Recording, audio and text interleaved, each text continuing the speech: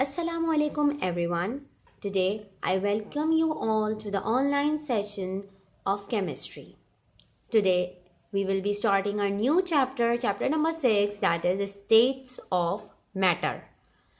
In this topic and in this video we will be discussing matter and its states, its kinetic description, interconversion of these three states.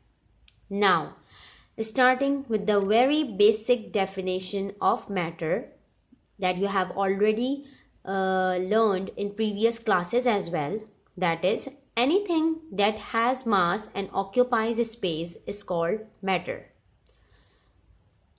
You all know that if a substance is having some weight, some mass, and it is occupying any space in the surrounding, then it is termed as matter. We have three states of matter, that is solid, liquid and gas. In solid, you can clearly see in this figure that the molecules are very close to each other, and that's why the molecular forces between these two particles is very strong. That's why solid has definite shape and a definite volume. Now coming towards the liquid, the difference is quite visible that in solid the molecules were very close to each other, and in liquid they are not so close to each other but not far as well. The intermolecular forces between the molecules of the liquid, that is this molecule and this one, the forces between these two molecules is not so strong as in solid. Now in the figure 3, that is for gas, you can clearly see that the molecules are very far from each other. There is a lot of distance between the first molecule and the second molecule. And that's why the intermolecular forces between these two molecules are weak. Now coming towards the kinetic description of these three states. These three states are described by a kinetic molecular theory. A theory was given to describe these three states. Okay, so according to this kinetic molecular theory, matter is something that is made up of tiny particles called molecules.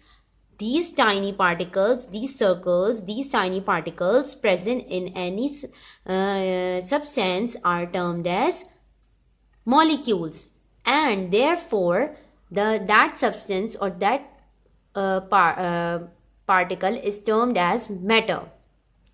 Now specifically according to the kinetic molecular theory, solid is something that has molecules that are very tightly packed.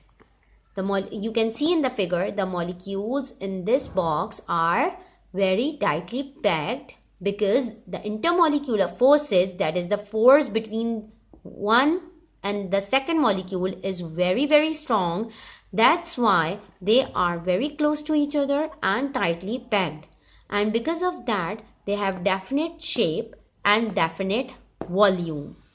You can see, if you can take an example of table, chair, bed, book, all these things are solid in state and they all have a definite shape and a definite volume.